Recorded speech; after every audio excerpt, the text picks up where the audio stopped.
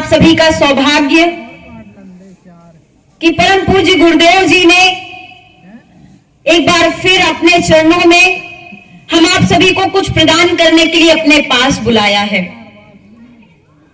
ऐसे तो आप वर्ष में कई बार सिद्धाश्रम धाम में आते हैं दर्शन करने के लिए, अपनी इच्छाओं को लेकर के, अपनी कामनाओं को लेकर के, परेशानियों को लेकर के, या केवल दर्शन की इच्छा से ही आप आश्रम में आते रहते हैं।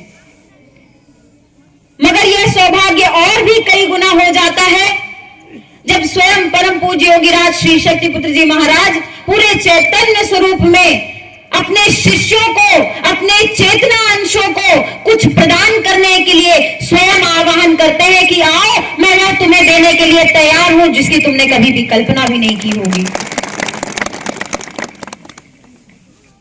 आज इतने समय बाद एक बार फिर हम आप सभी को एक साथ बैठने का सौभाग्य प्राप्त हुआ है, तो प्रयास करें कि जितने भी समय हम यह सिद्धाश्रम धाम में गुजारें, हमारा समय व्यर्थ नहीं होना चाहिए, समय नष्ट नहीं होना चाहिए। हर पल प्रतिपल का हम कैसे सदुपयोग कर सकते हैं, इस बात पर आप विचार करते रहें।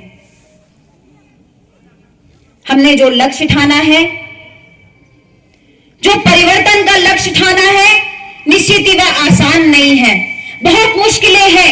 एक एक व्यक्ति को नशा मुक्त बनाना, मांसाहार मुक्त बनाना, चरित्रवान बनाना, चेतनावान बनाना यह आसान नहीं है, मगर यह असंभव भी नहीं है। क्यों? क्योंकि परम पूज्य योगीराज श्री शक्तिपुत्र जी महाराज ने हमें 3 धाराएं प्रदान की हैं, मानवता की सेवा के लिए, धर्म की रक्षा के लिए, राष्ट्र की रक्षा के लिए, और यह परिवर्तन का लक्ष्य इन तीनों धाराओं के माध्यम से अवश्य सफल होगा, क्योंकि इसका संचालन परम पूज्य योगीराज श्री शक्तिपुत्र जी महाराज कर रहे हैं। आवश्यकता है इस बात का विचार करते रहने की कि इस यात्रा में यह गुरुवर्यों द्वारा महायज्ञ किया जा रहा है, इस यज्ञ में हम अपनी ओर से कितनी आहुतियां डाल सकते हैं, हम कितना प्रयास कर सकते हैं कि यह लक्ष्य जल्द से जल्द संपन्न हो सके। जब आप एक घर को, नए परिवार को अपने संगठन से जोड़ते हैं, गुरुदेव जी की विचारधारा से जोड़ते हैं, गुरुदेव जी के चरणों में लाकर उसे जोड़ देते हैं, तो आपकी तरफ से वह उस महायज्ञ में एक आहुति होती है। जब आप अपने जिले में कार्यक्रम कराते हैं, अपनी तहसील में कार्यक्रम कराते हैं, अपने गांव में कार्यक्रम कराते हैं, अपने घरों में कार्यक्रम कराते हैं, तो वह आपकी तरफ से उस महायज्ञ में एक आहुति होती है। क्योंकि समाज में परिवर्तन इसी तरह से आएगा। पहले ऋषि मुनि यज्ञ करते थे, हवन करते थे, उसी से देवताओं को बल मिलता था, असुरों का बल क्षीण होता था। असुर प्रयास करते रहते थे कि इनका यज्ञ कभी सफल ना हो पाए, क्योंकि वह जानते थे कि ऋषियों, मुनियों और साधकों के यज्ञ में इतनी सामर्थ्य होती है कि वह एक जगह से बैठ करके पूरे असुरत्व को समाप्त करने की सामर्थ्य रखते हैं। और यही यज्ञ गुरुदेव जी द्वारा किया जा रहा है। परेशानियां आएंगी, समस्याएं आएंगी, मुश्किलें आएंगी, आसुरी प्रवृत्ति के लोग आपका मार्ग रोकने का प्रयास करेंगे, मगर आपको झुकना नहीं है, आपको रुकना नहीं है। और यदि आपने चेतनावान गुरुवर से गुरुदीक्षा ले ली है, आप नित्य नशा मुक्त, मांसाहार मुक्त, चरित्रवान जीवन जीते हैं, आपने साधक प्रवृत्ति को अपने जीवन में ढाल लिया है, तो इस दुनिया की कोई भी आसुरी प्रवृत्ति आपको अपने इस यज्ञ को पूर्ण करने से रोक नहीं पाएगी। स्वयं के प्रयास को कभी रोकना नहीं चाहिए, किसी भी परिस्थिति में कभी डरना नहीं चाहिए। निश्चित रूप से कोरोना महामारी आई, पूरे विश्व में फैली, करोड़ों करोड़ों लोगों की जान चली गई। भारतवर्ष में भी ऐसा हुआ जो पहले कभी नहीं हुआ। अनेकों मंदिरों में, यहां तक कि कहा जाए सभी मंदिरों में, मस्जिदों में, गुरुद्वारों में ताले पड़ गए, भगवान को दीवार के अंदर बंद कर दिया गया, भगवान को भक्तों से दूर कर दिया गया, साधनाएं रोक दी गई कि पूजा पाठ नहीं होगा मंदिर में, ताले बंद करके पूरी तरह से लोग अपने घरों में बंद हो गए। मगर आपको गर्व होना चाहिए कि पूरे कोरोना काल में एक दिन के लिए भी ना आपका चालीसा का पाठ रुका और ना ही आपके सिद्धाश्रम धाम में कोई ताला पड़ा। यह किसी चमत्कार से कम नहीं है। लोग चाहते हैं चमत्कार देखना, अपने गुरुवर की शक्ति का परीक्षण करना, और यही चीज चीजें होती, यही परिस्थितियां होती हैं जब हमें आंकलन होता है, हमें गर्व होता है कि हम ऐसे गुरुवर से जुड़े हुए हैं। कोरोना काल में भी गुरु भाई और लोगों ने सहयोग किया। इस सिद्धाश्रम धाम में लोग बराबर आते रहे, यहाँ रुकते रहे। सिद्धाश्रम धाम के आगे से जो भी लोग मजदूर बेचारे चल चल करके अपने घरों की ओर जा रहे थे, उनको यहाँ पर रहने के लिए स्थान दिया गया, उनको यहाँ से व्यवस्था करा के उनके घरों तक पहुंचाया गया। आश्रम एक दिन के लिए भी बंद नहीं हुआ। भंडारे में उसी प्रकार लोग भोजन करते रहे, उसी प्रकार चालीसा पाठ में बैठ करके लोग साधना करते रहे, चालीसा पाठ करते रहे।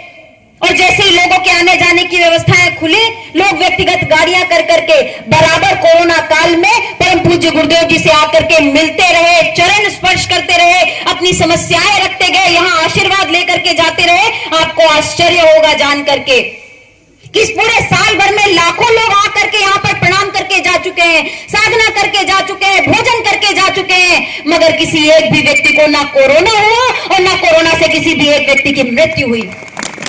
इससे बड़ा चमत्कार और कुछ नहीं हो सकता। और यह केवल और केवल विश्वास का फल है, निष्ठा का फल है, गुरु की चेतना तरंगों का फल है। एक शिष्य का अपने गुरु के प्रति विश्वास कि मैं अपने गुरु के चरणों में जा रहा हूं, मेरा कोई बाल भी बांका नहीं कर सकता। एक गुरु का अपने शिष्य के प्रति प्रेम कि यदि कोई बढ़ करके मेरे द्वार पर आ रहा है तो मैं सुनिश्चित करूं कि आपकी चेतना तरंगे इस प्रकार की हो कि वह किसी भी प्रकार की परिस्थितियों का, किसी भी तरह की समस्याओं का उसको सामना ना करना पड़े। गुरुवर हमारे बारे में इतना सोचते हैं, पल प्रतिपल हमारे लिए समर्पित करते हैं। हमें गुरुदेव जी से सीखना चाहिए कि एक एक समय का कैसे उपयोग किया जाए। जिनका रोम रोम केवल और केवल समाज के लिए समर्पित हो, उनके शिष्यों का समय, उनके शिष्यों का तन मन धन समाज सेवा के लिए तो समर्पित हो ही सकता है।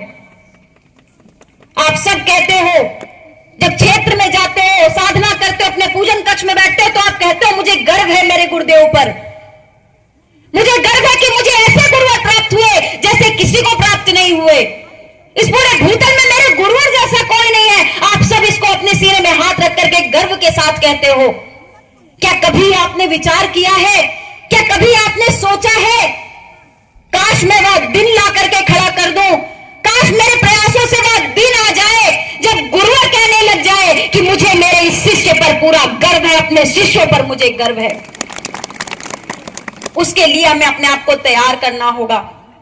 कल गुरुदेव जी का प्रातःकालीन 9 बजे यहां पर इसी जगह पर चिंतन प्राप्त होगा। उसके पहले प्रयास करें कि अपने आप को उस पात्र बना ले कि जब गुरुवर कल हमें कुछ प्रदान करे तो हम कहीं उससे खाली ना रह जाएं। कहीं ऐसा ना हो गुरुवर की चेतना तरंगे हमारे पास आकर के भी लौट जाएं। इसीलिए प्रयास करें कि जितने पल भी यहां रहे अपने पल का सदुपयोग करें, पात्र बनने का प्रयास करें कि गुरुवर जी का आशीर्वाद इतना भर के ले जाएं, इतना भर के ले जाएं कि जब क्षेत्र के बीच में जाएं, पूरे संकल्प के साथ जाएं, जोश के साथ जाएं और परिवर्तन के लिए बराबर अपने कदम बढ़ाते चले जाएं। बैठक का क्रम नजदीक है, आप सभी यहां पर आए हुए हैं।